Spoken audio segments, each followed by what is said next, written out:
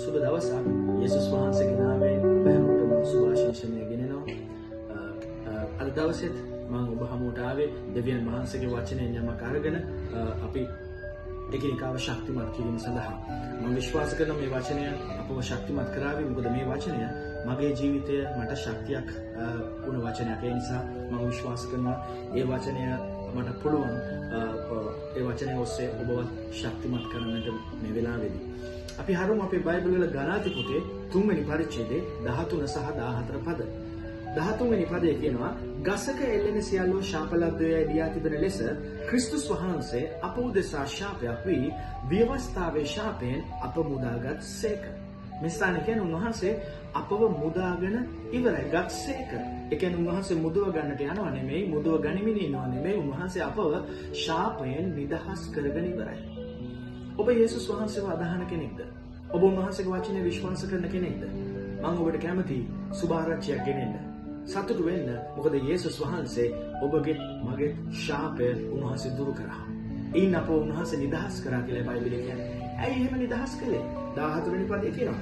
මෙසේ කළේ ක්‍රිස්තුස් යේසුස් වහන්සේ තුල ආබ්‍රහම්ගේ ආශිර්වාදය අන්‍ය ජාතීන් කෙරෙහි පැමිණෙන පිණිසත් ඇදහිල්ල කරුණු කොටගෙන අප විසින් ආත්මයන් වහන්සේ නැමැති පොරොන්දු ලබා ගන්න පිණිස. එසේ කළේ ඇයි? උන්වහන්සේ ඇයි අපව ශාපෙන් නිදහස් කළේ? ආබ්‍රහම්ගේ ආශිර්වාදයට අපව සම්බන්ධ කරන්නට. දැන් ආබ්‍රහම් කියන්නේ කවුද? ආබ්‍රහම් කියන්නේ අපි දන්නවා උන්වහන්සේ ආබ්‍රහම්ට යම් පොරොන්දු දුන්නා. ආබ්‍රහම් හරහා තමයි පොළවේ සියලු පවුල් ආශිර්වාද ලැබෙනවා කියලා උන්වහන්සේ ආබ්‍රහම්ට පොරොන්දු දුන්නා. ආබ්‍රහම් කර්ම කොටගෙන ජාතීන් බිහි වෙන්නට යන බව උන්වහන්සේ ප්‍රකාශ කරා. ඉතින් ආබ්‍රහම් හරහා උන්වහන්සේගේ ආශිර්වාද ඒ ආබ්‍රහම්ට උන්වහන්සේ දුන්න ආශිර්වාද යේසුස් වහන්සේ හරහා අපගේ ජීවිතවලට ලැබෙනවා. ඒ ලැබෙන උන්වහන්සේගේ පූජාවේ මොහොතේ. ඔබ බැලුවනම් උප්පත්ති පොතේ 12 වෙනි පරිච්ඡේදයේ පළවෙනි පදේ ඉඳන් පල්ලෙහාට බැලුවොත් ඔබට බලා ගන්න පුළුවන් ආබ්‍රහම්ට උන්වහන්සේ දුන්න ආශිර්වාද මොනවාද? උන්වහන්සේ කිව්වා ආබ්‍රහම්ට නුඹට මම ආශිර්වාද කරනවා, නුඹේ නාමය කීර්තිමත් කරනවා. ඒ විතරක් නෙමෙයි නුඹට ආශිර්වාද කරන අයට මම ආශිර්වාද කරනවා, නුඹට ශාප කරන අයට මම ශාප කරනවා. නුඹ පය තබන හැම ස්ථානයක්ම මම ඔබට දෙන්නට යනවා. මේ ආදී වශයෙන් බොහෝ පොරොන්දු උන්වහන්සේ ආබ්‍රහම්ට දුන්නා. ඔහු තුලින් ජාතියක් බිහි කරන බව උන්වහන්සේ පොරොන්දු දුන්නා. ඔහු අපි ඔහු හඳුන්වන ඇදහිල්ලේ පියා හැටියට, ජාතියක පියා හැටියට. මොකද ඔහු තුලින් තමයි ඒ ඊශ්‍රායල් වංශය ඉදිරියට බිහි වෙන්නට පටන් ගත්තේ. ඔහු දෙවියන් වහන්සේව විශ්වාස කළා. ඉතින් ආබ්‍රහම්ට දුන්න ඒ ආශිර්වාද වලට අන්‍ය ජාතිකයන් වන අපි ඊශ්‍රායලිතයන් නොවේ, අපි යුදෙව්වන් නොවේ. නමුත් අපි දෙවියන් වහන්සේව විශ්වාස කරන අය, අපි උන්වහන්සේගේ වචනය විශ්වාස කරන අය හැටියට උන්වහන්සේ අපව ඒ ආබ්‍රහම්ට දුන්න ආශිර්වාදයට සම්බන්ධ කළේ යේසුස් ක්‍රිස්තුස් වහන්සේගේ පූජාවේම හරහා. එහෙනම් උන්වහන්සේ කියනවා මම පූජා වුණේ. උන්වහන්සේ කියනවා උන්වහන්සේ පූජා වුණේ ඒ ගසක එල්ලලා මැරුණේ. අපිට තිබිච්ච ශාපය කියන්නේ මොකක්ද? අපිට තිබෙන යම් බන්ධන, අපිට තිබෙන යම් සමහර අයට ඔබගේ රෝගය ඔබට ශාපයක්. ඔබගේ හිඟකම ඔබට ශාපයක්. ඔබගේ නැති බැරිකම ඔබට ශාපයක්. එහෙම නැත්නම් නොයෙකුත් අපහසුකම් සමහර අය යම් බන්ධනවල සිටින්නට පුළුවන්. ඒක ඔබට ශාපයක් හැටියට තියෙයි. හැබැයි නමුත් ඔබ විශ්වාස කරන්න යේසුස් ක්‍රිස්තුස් වහන්සේ පොළොවට ආවේ ඒ හැම ශාපයකින්ම, හැම බන්ධනයකින්ම, හැම හිරවීමකින්ම ඔබව නිදහස් කරන්න, මාව නිදහස් කරන්නට. අපි මේ වචනේ විශ්වාස කරලා තදින් අල්ලගමු. උන්වහන්සේ අපව ඒ ශාපයෙන් නිදහස් කරා විතරක් නෙමෙයි, ආබ්‍රහම්ගේ ආශිර්වාදයට, ඒ ආබ්‍රහම්ට දුන්න පොරොන්දු වලට දැන් අපි අයිතිකරුවන්. අපිටත් අයිති. 29 වෙනි පදේ බලන්න. මොකද ගලාති 3:29. මොකද කියන්නේ? ඉන්දින් නුඹලා ක්‍රිස්තුස් වහන්සේගේ නම් අපි ක්‍රිස්තුස් වහන්සේගේ අය උන්වහන්සේ වදාන විශ්වාස කරන අය.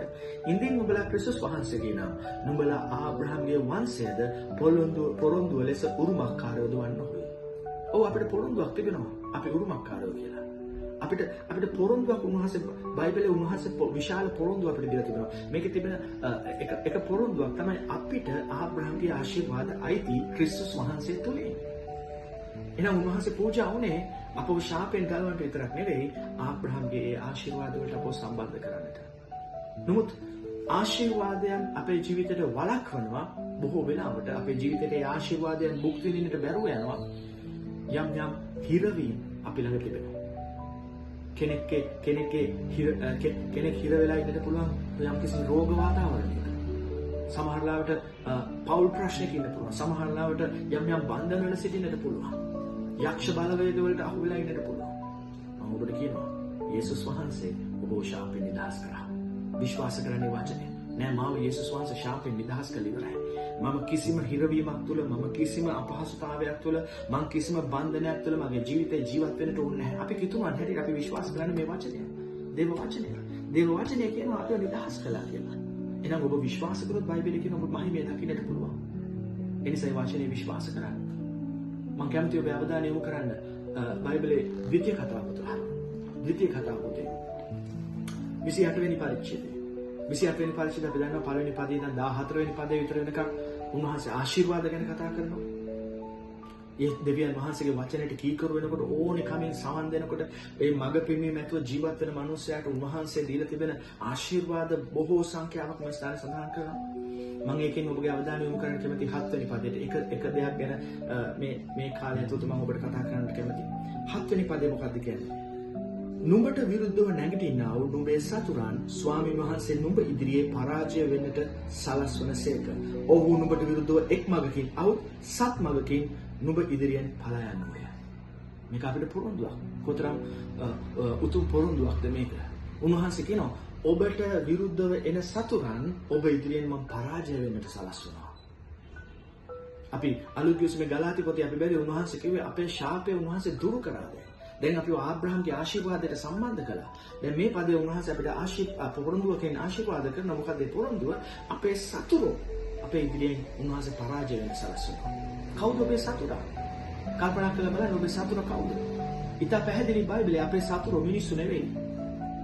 උන්වහන්සේ මිනිස්යන්ට ප්‍රේම කරනවා. ඒ නිසා අපි මිනිස්යන්ට ප්‍රේම කරනවා. එයා ගැලවෙන පිරිස. එයා ආශිර්වාද ලබන පිරිස. නමුත් අපේ සතුරු මාංශය හා රුධිරය නෙවෙයි.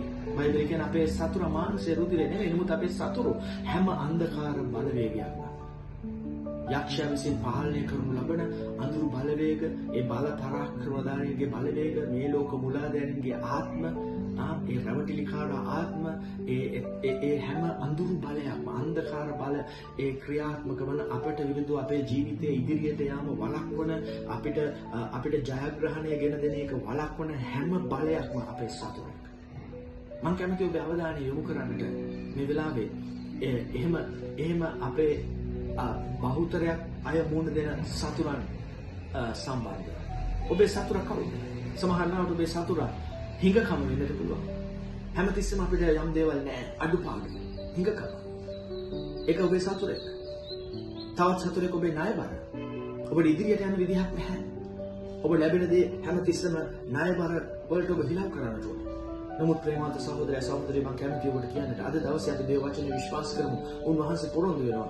ඔබ ශාපයෙන් ගලවලා ආබ්‍රහම්ගේ ආශිර්වාදයට සම්බන්ධ කළා විතරක් නෙමෙයි. ඔබගේ මගේ සතුරන් උන්වහන්සේ පරාජය වෙන්න සලස්වනවා. දැන් පරාජය වෙනවා කියන එක මම දකින්නේ තව ටිකක් ගැඹුරින් කල්පනා කරොත් යම්කිසි බලයක්, පවතින බලයක් ඊට වඩා වැඩි බලයකින් ඒකේ තිබෙන ජීව ගුණය නැති කිරීම.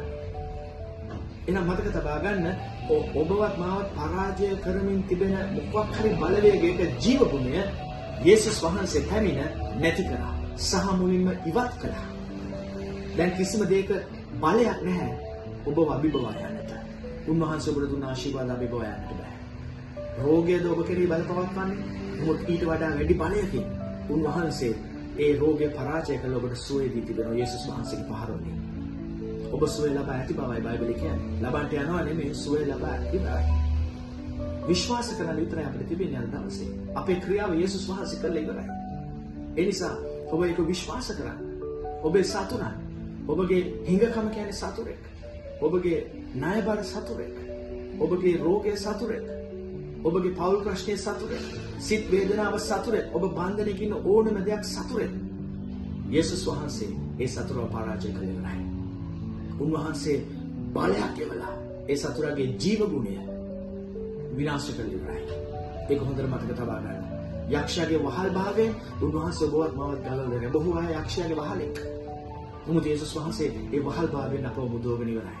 ඔබ බැලුවා නම් නික්මයාම පොතේ 3 වෙනි පරිච්ඡේදයේ 20 වෙනි පදේ මොකද්ද කියන්නේ? නික්මයාම 3:20 අපි බැලුවොත් එතන කියනවා 3 වෙනි පරිච්ඡේදයේ 20 වෙනි පදේ මමද මාගේ අත දිගු කොට දෙවියන් වහන්සේ කියනවා මමද මගේ අත දිගු කොට මිස්රය මැද්දේ කරන්නා වූ මාගේ සියලු හාස්කම් වලින් ඊට පහර දෙන්නෙමි. එයින් පසු ඔහු නුඹලා යන්න හරින්නේ.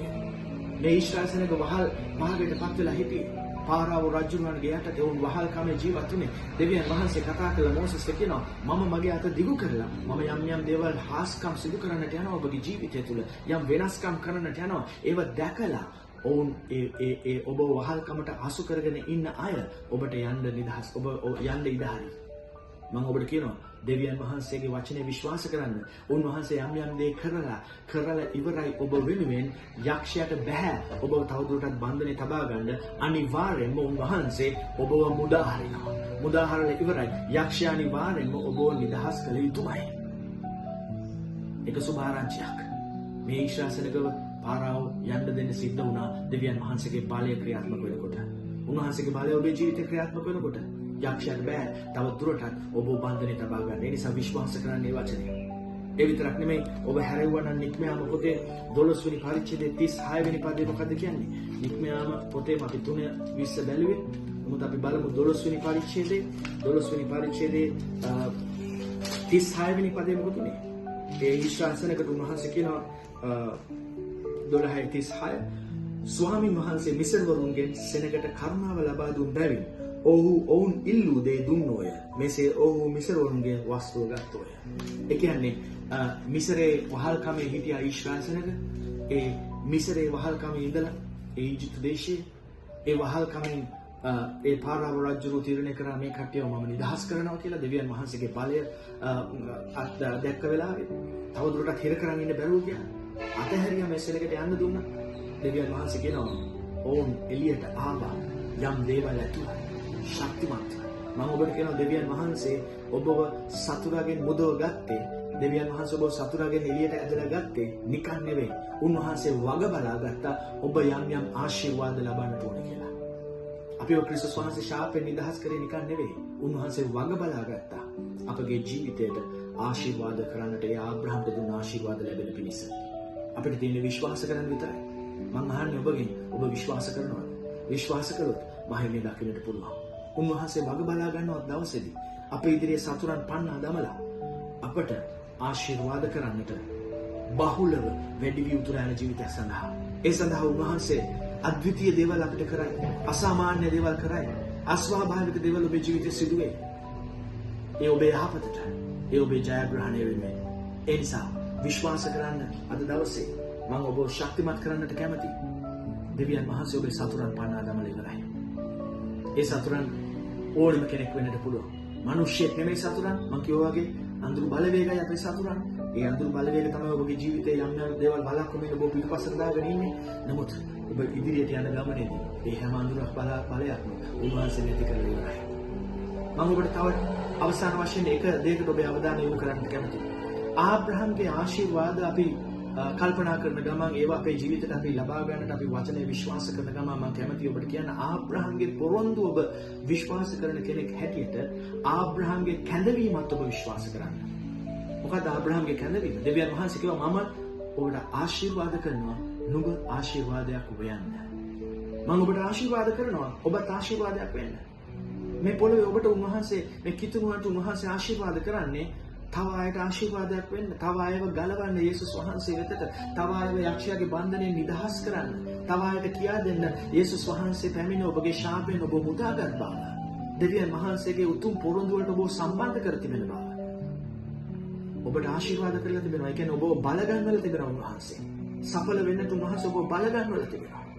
ඒක 아무තු මැජික් එකක් නෙමෙයි. උන්වහන්සේ ඔබව බල ගන්නවල තිබෙනවා. ඔබට ප්‍රඥාව දීලා තිබෙනවා. ඔබ ප්‍රඥාව පාවිච්චි කරමින් ඔබට පුළුවන් සඵල වන්නට උන්වහන්සේගේ මඟ පෙන්වීම යටතේ.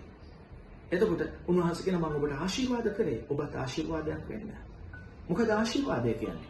මම ඔබට ආශිර්වාදයට එක වචනයක් ඉදිරිපත් කළොත් ආශිර්වාදය කියන එක තමයි දෙවියන් වහන්සේගේ කරුණාව තව මිනිසෙක්ගේ ජීවිතයට ලැබුණා. ඒ මිනිසයාගේ ජීවිතයේ තිබෙන අපි කියනවා අපි ඒකට පාවිච්චි කරන්න පුළුවන් සමහරලාට ඒ මිනිසයාගේ ශාපය නිදහස් කරන්න. සමහර අය ඔබට අවාසනාව කියලා කියන්නත් පුළුවන්. හැබැයි අපි කිතුරුන් හැටියට වාසනාව අවාසනාව කියන එක අපි කතා කරන්නේ නැහැ. මොකද වාසනාව නම් ඒක තීරණය වෙන්නේ අපි වාසනාව අපි ආශිර්වාද ගන්න. වාසනාව අද තිබිලා හෙට නැති වෙනවා. හැබැයි ආශිර්වාදය හැමදාම තියෙනවා. බයිබලයේ කතා කරන්නේ ආශිර්වාද ලද්දෙක් ගැන. ඔබයි මමයි ආශිර්වාද ලද්දෙක්. දෙවියන්වහන්සේගේ ආශිර්වාදය කියන්නේ තව කෙනෙකුගේ ජීවිතයේ ශාපය පරදවන මෙවලමක්. ඒ ශාපය පරදවන මෙවලමට ඔබ හිමිකාරයක් දරනවා. ඔබ දෙවියන් වහන්සේගේ වචනේ විශ්වාස කරනවා නම්. ඒ නිසා මම ඔබට කියන්නට කැමතියි. මේ වෙලාවේදී පළවෙනි පේතෘස් පොතේ 3 වෙනි පරිච්ඡේදයේ 9 වෙනි පදේ මොකද්ද කියන්නේ? එතන කියනවා ආශිර්වාදයක් උරුම වෙන පිණිස නුඹලාව කැඳවපු බැවින් ආශිර්වාදම කරපළා. අපි නපුර කරන්නේ නැහැ. අපි ආශිර්වාද කරනවා හේතුව උන්වහන්සේ අපව කැඳවලා තියෙන ආශිර්වාදයක් වෙන්නට. එහෙනම් ආබ්‍රහම්ගේ ආශිර්වාද ක්‍රිස්තුස් වහන්සේ හරහා අපිට ලැබී තිබෙනවා වගේම ආබ්‍රහම්ගේ කැඳවීම මොකද්ද? දෙවියන් වහන්සේ ආශිර්වාද කරා ආශිර්වාදයක් වෙන්න. අපිට ආශිර්වාදයක් වෙන්න පුළුවන්. ගොඩක් අයට ආශිර්වාදයක් වෙන්න බැරි. ඒ අයගේ ජීවිතවල අර සතුරන් ඉන්න නිසා. යම් සතුරන් රෝගය වෙන්නට පුළුවන්, හිඟකම වෙන්නට පුළුවන්, ඒක ණයබර වෙන්න පුළුවන්. ඒ හැම එක. හැබැයි දෙවියන් වහන්සේ ඔබට මේ වෙලාවේ පොරොන්දු වෙනවා. ඔබේ සතුරු ඔබ විශ්වාස කරනවා නම් උන්වහන්සේ පන්නලා ගන්නවා. විශ්වාස කරන්න දෙවියන් වහන්සේ බලවන්තයි. උන්වහන්සේට සියල්ල කරන්න පුළුවන්. හැම අඳුරු බලයක්මට වඩා උන්වහන්සේගේ බලය වැඩි. ඒ වැඩි බලයකින් ඒ අඳුරු බලයේ ජීවගුණය උන්වහන්සේ විනාශ කරා යේසුස් වහන්සේ හරහා. අපිට තියෙන්නේ විශ්වාස කරලා ඒ ජයග්‍රහණය ලබා ගන්න. ඉතින් ඔබ විශ්වාස කරන්න කියලා මම ඔබට ආරාධනා කරනවා. යේසුස් වහන්සේ කරපු පූජාවේ ඒ ක්‍රියාව විශ්වාස කරලා ඔබේ ජීවිතේ ලබාගෙන ජයගත් ජීවිතයක් ඔබ ගත කරන්න දේව වචනේ විශ්වාස කරමින්. මම හිතනවා ඔබට මේ වචනේ ආශිර්වාදයක් වුණා කියලා. බොහොම ස්තුතියි මට සවන් දුන්නට. ඔබ හැමෝටම ජේසුස් පිටයි.